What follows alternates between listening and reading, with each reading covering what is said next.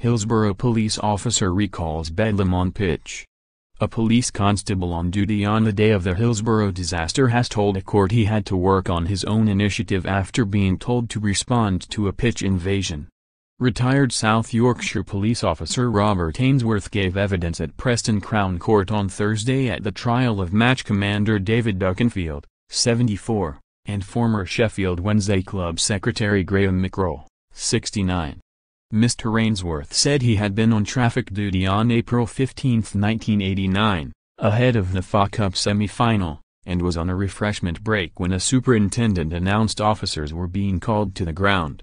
He said, "Operation Support has been called at Hillsborough. There appears to be a pitch invasion taking place," he told the court.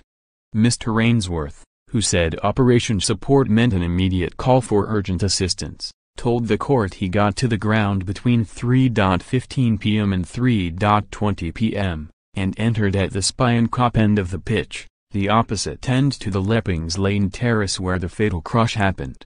He said he was given an order to stand in a cordon facing the north stand. "The crowd was really shouting at us, baying at us to move to the other end of the ground," he said. "I didn't know what was going off at the time. I still thought it was a pitch invasion. I was in the wrong place.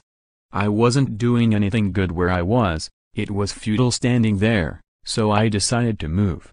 By that time, I was working on my own initiative." He said he went towards the Leppings Lane end and saw fans lying on the floor in distress, crying and shouting for help. Mr. Ainsworth told how he helped move injured people. He said, "It was chaotic. There were officers all over doing great things, fans doing great things, trying to tend to injured people. We just did our best to try and find out what was happening, really, but at that stage then we had no idea what was going off." Mr. Ainsworth said he had no instructions at all until he was later told to join a cordon of officers across the pitch. He said, "At that stage, everyone had lost the plot, I think, on the pitch. It was just bedlam."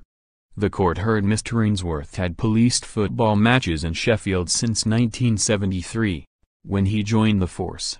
He said he had worked with Duckenfield before at Sheffield United's ground Leppings Lane, including on occasions when Duckenfield was match commander. Mr. Ainsworth said the former chief superintendent was very experienced at policing football matches by April 1989.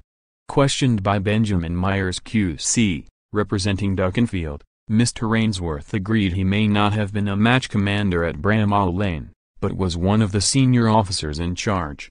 He said Duckenfield was very pleasant to work with, and a very good policeman. Duckenfield, of Bournemouth, denies the gross negligence manslaughter of 95 men, women, and children who died at the match between Liverpool and Nottingham Forest. Under the law at the time, there can be no prosecution for the 96th victim, Tony Bland, as he died more than a year and a day after the disaster. Mackrell, of Stoke-on-Pelham in Hertfordshire, denies breaching a condition of the ground safety certificate and a health and safety offence. The trial continues.